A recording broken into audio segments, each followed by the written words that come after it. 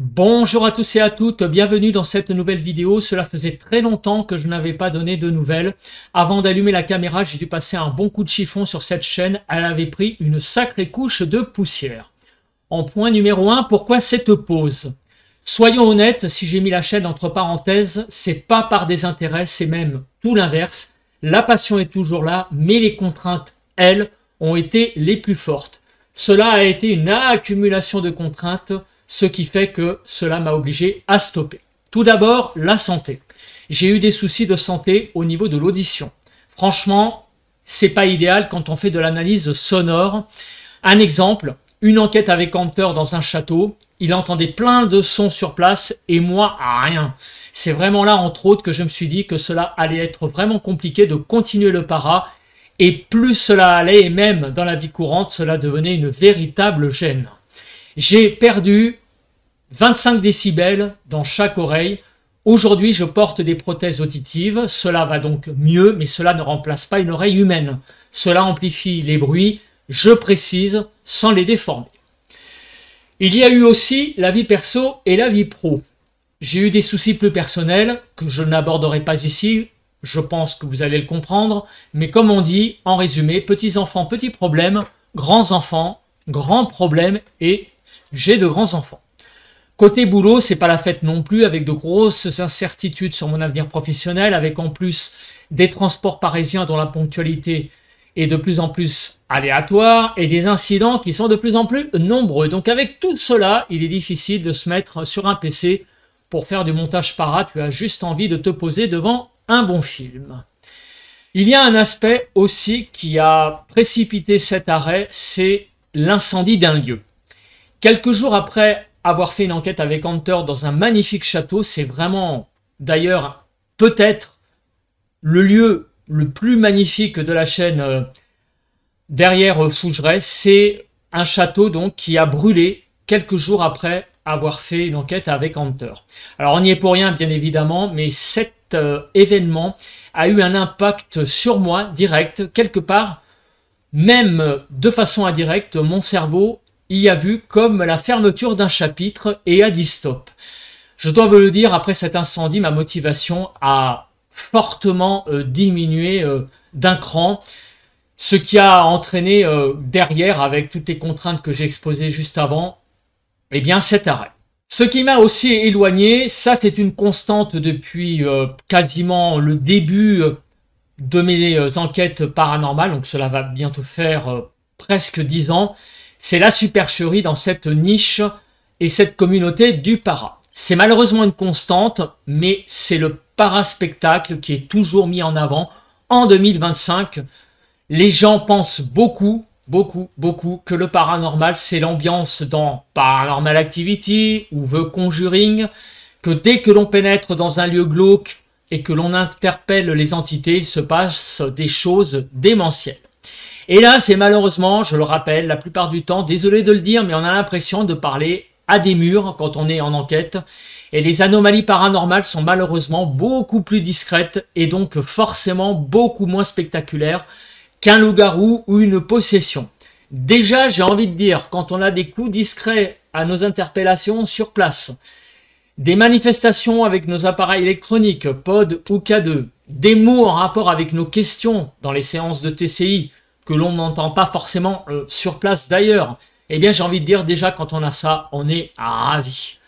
Tout cela crée quelque part une frustration en tant que créateur de vidéos, car monter une vidéo de paranormal authentique demande beaucoup de travail, plusieurs dizaines d'heures par moment, et quand on voit que ton travail n'est finalement pas mis en avant au profit du parafiction, au fil du temps, ça use. Et c'est très toxique si tu t'investis dedans à fond. Il faut trouver la bonne distance, surtout quand à côté tu as des contraintes qui montent. L'ensemble devient tout simplement indigeste. Et donc la seule solution, c'est de t'arrêter et de te ressourcer. Mon éloignement vient aussi que j'ai redécouvert d'autres centres d'intérêt, des passions qui sont présentes depuis que je suis gamin en fait. Les passions, c'est assez cyclique chez moi. Eh bien, cette passion est revenue depuis quelques années avec en plus une communauté bienveillante. Il faut le savoir, dans le paranormal, c'est quand même resté assez toxique. Mais il y a des communautés bienveillantes qui existent sur les réseaux sociaux. Je vous le dis, il n'y a pas que des communautés où on se déchire, comme avec le para. Même si je vous l'avoue, c'est clair que ces derniers temps, ça s'est bien calmé. Mais il y a des années, c'était quand même assez la guerre. On a sur les réseaux sociaux des endroits où on peut échanger sans le moindre problème. Néanmoins, dans le para, on retrouve actuellement toujours les fakers. Ça, c'est la première partie. La deuxième partie, ce sont les enquêteurs sincères dont je fais partie, avec nos erreurs, notre sincérité et aussi beaucoup d'heures de montage. Et il y a une troisième partie, ce sont les sceptiques. Alors les sceptiques, ça va des sceptiques, j'allais dire, modérés, qui font un boulot intéressant, avec des échanges constructifs.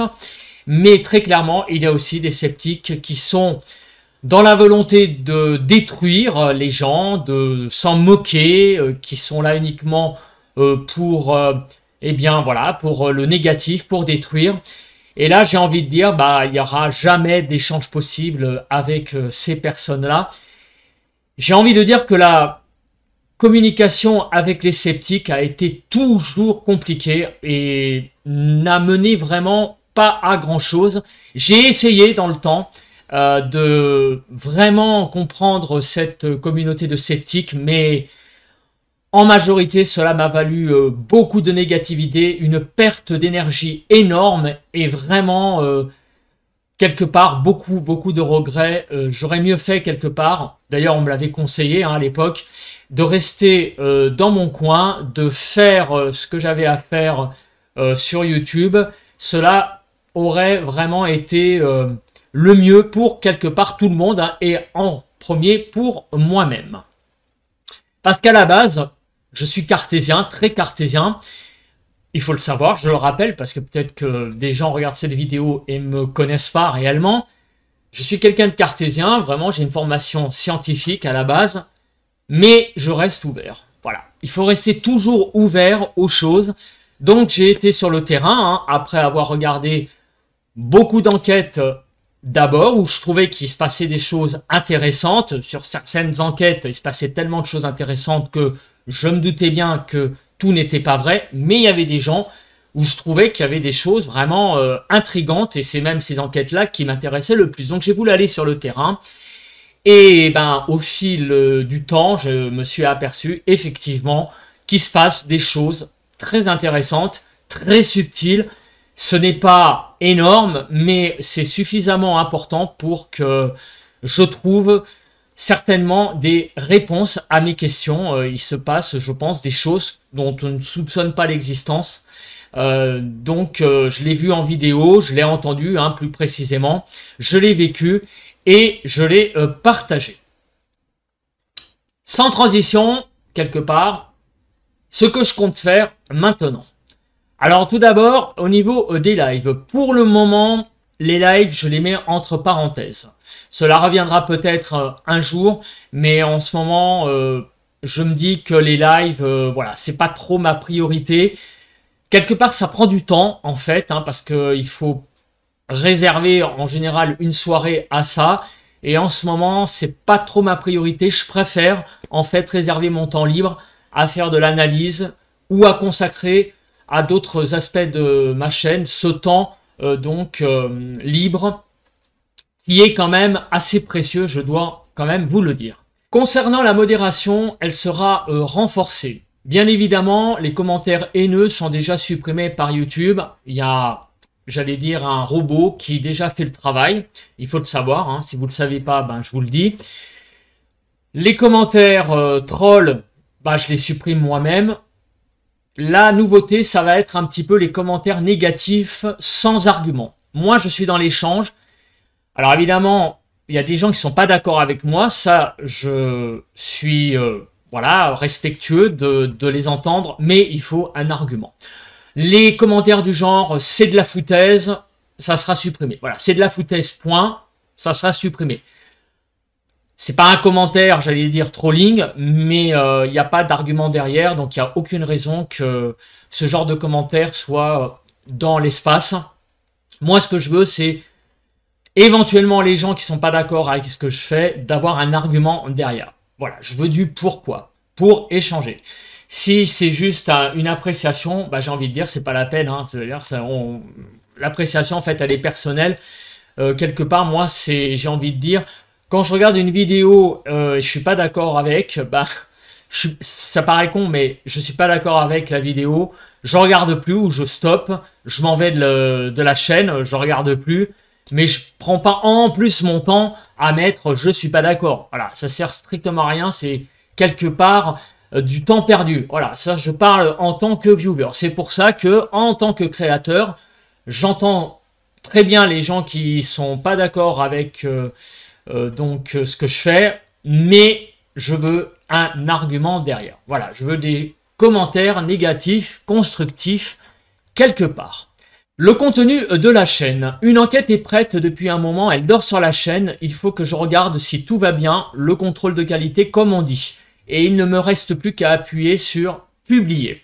Alors cette enquête, c'est quoi? C'est une maison isolée dans un bois, pas loin de chez moi. Dans ce bois, il y a quand même quelques habitations autour de cette maison isolée, qui était pas loin de chez moi d'ailleurs, de mon domicile. Je l'avais filmé en solo après le premier confinement, donc au printemps 2020.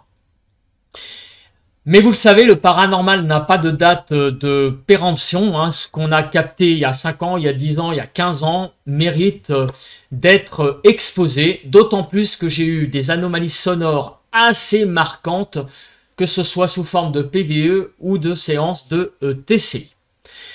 J'ai envie aussi de faire de la cartomancie que je pratique de façon rarissime à des moments très charnières de ma vie et j'ai envie de développer cet aspect sur ma chaîne. Alors les cartes du jeu que j'ai ont souvent cerné les impressions que j'avais. Comme on dit, elles m'ont souvent parlé à chaque tirage que j'ai effectué. J'ai envie donc le plus simplement du monde d'expérimenter cet aspect par les cartes du tarot de Marseille sur diverses questions avec les 22 arcanes majeures et un jeu qui est en ma possession depuis près de 25 ans, ce qui est quand même assez important. Et j'ai été le seul aussi à l'utiliser. Le tirage de cartes sera avant tout pour moi un moyen de coucher mes impressions sur la table. Je ne tirerai pas les cartes pour quelqu'un d'autre, je le précise. Je m'en sens tout simplement incapable au-delà de la croyance. Quelque part, pas assez d'énergie en fait pour faire simple. Je commencerai par une vidéo simple au départ, comment je pratique un tirage de tarot de Marseille, la présentation de mon jeu, mon protocole quelque part, comme j'en ai un quand je fais une enquête paranormale sur le terrain. Un petit clin d'œil aux anciens qui sont présents toujours sur YouTube. Hein. J'ai été regardé qui était là, qui était moi là. Donc il y a évidemment Hunter qui est toujours présent, Hunter Spirit, hein, mon ami, avec qui j'espère refaire des enquêtes, qui est toujours présent, toujours fidèle au poste. Fabrice Rec, qui lui est d'une constance assez incroyable, toujours dans la passion, toujours à vouloir s'améliorer au niveau des montages, au niveau du matériel, et ça fait vraiment plaisir. Toujours la pointe d'humour dans les enquêtes, c'est vraiment très agréable de regarder les enquêtes de Fabrice. Il y a Régis de Raziel Investigation, avec qui j'ai fait une collaboration il y a quelques années, même plusieurs. Hein. La dernière en date, c'était une chapelle hein, qui était pas très loin de chez moi. Ça a été vraiment une enquête assez intrigante parce qu'elle était assez dans le ressenti en fait. Plus dans le ressenti, c'est quelque chose que je n'avais pas trop pratiqué avant. Et là, vraiment, j'avais ressenti des choses que je n'avais jamais ressenties avant. Et donc, je vous invite à aller voir sur sa chaîne La Chapelle Funéraire. Je montrerai l'enquête avec les rushs de mon côté dans un avenir relativement proche. Je pense aussi à John Farrell, Seb Le Ch'ti, Urban Legend aussi, chasseur paranormal. Je pense à Julien Poppy également. Julien Poppy qui est toujours là aussi, qui fait de bonnes choses, hein, qui a de super lieux aussi, je tiens à le préciser. Voilà, donc c'est à peu près les gens que je regarde. Il y en a d'autres hein, dont le travail mérite aussi d'être vu parce qu'il y a aussi des nouveaux. Il y a un renouvellement hein, dans cette communauté. Voilà, j'ai vu par exemple des personnes comme Projet 51, un mec que bah, je trouve pas mal hein, non plus. J'aime bien son franc-parler, hein, ça me ressemble un petit peu d'ailleurs, et vraiment j'aime bien. En conclusion, 3 parties. La première, c'est ce qu'il me reste à monter. J'ai des enquêtes encore en stock, des rushs. J'ai 2 enquêtes avec Hunter, une maison qui a été faite il y a quelques années avec lui, où on s'est marré comme des petits fous, mais c'est un lieu qui était vraiment magnifique. D'ailleurs, peut-être un lieu où il faudrait refaire une contre-enquête, ça serait peut-être pas mal. Il y a une enquête aussi dans un château, le château qui a brûlé, que j'ai évoqué juste avant, hein, tout à l'heure, avec un incendie, un lieu magnifique, et un lieu malheureusement qui n'est plus, et vraiment ça a été une enquête prenante, hein. On a eu du résultat sur place, Hunter entendait beaucoup de choses, il a eu aussi d'ailleurs hein, un coup énorme sur l'une de ses vidéos, c'était vraiment impressionnant hein, comme lieu. Deuxième aspect, il y a le tournage d'une enquête, je pense, cet été, alors ou bien avec lui, ou alors je ferai quelque chose en solitaire. Voilà, l'envie de sortir, je pense, risque de revenir cet été avec les beaux jours. Et le troisième aspect, j'en ai parlé juste avant, c'est la cartomancie, donc de faire donc du tarot de Marseille sur la chaîne. Je le sais, il y en a qui vont dire chez toi c'est pas prudent, tu risques de t'attirer le bas astral, il faut te protéger. Donc je dois vous le dire déjà là-dessus, je me protège pas, je n'ai pas de protection. J'ai peut-être tort, mais j'ai envie de vous dire de me protéger contre quoi? Pour moi, la meilleure des protections, cela paraît con, c'est d'y aller déjà en étant respectueux et aussi la tête lucide. Et c'est pour ça d'ailleurs que, eh bien, quand il y a trop de contraintes, trop de négativité, je ne pratique absolument pas de spiritisme de telle manière que ce soit, c'est-à-dire que j'arrête tout simplement les montages, les tournages, cela va de soi. Et donc, voilà, c'est une passion qui n'est pas compatible avec les gros problèmes. Quand les contraintes deviennent énormes, il faut stopper, il faut se vider la tête, on ne peut pas faire de spiritisme. Si vous voulez, les contraintes, ça prend toute la place dans la cervelle. Ben, la lucidité est réduite à néant, on ne peut pas faire de spiritisme quand la lucidité n'est quasiment pas là. C'est comme ça que je fonctionne. Ça paraît tout bête, mais j'ai envie de vous dire, moi j'ai toujours été dans le respect avec les entités, ils me l'ont bien rendu, et j'ai envie de vous dire, bah, depuis 10 ans que je fais ça pratiquement, bah, j'ai jamais été incorporé, j'ai jamais été possédé, j'ai jamais eu de loup-garou qui est venu me manger les fesses. Voilà, ça paraît con, mais pour moi, c'est le respect avant tout. Si vous respectez les entités, il n'y a aucune raison que les entités ne vous respectent pas. Et c'est mon point de vue. Après que les gens aient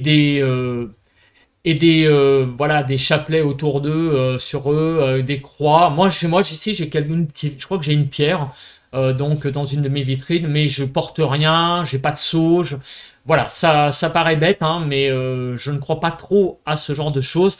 Et d'ailleurs, hein, avec ce thème du paranormal, du spiritisme, eh bien les croyances, eh bien c'est un peu un éventail. Voilà, il y a certains qui croient à tout, qui se protègent de ouf.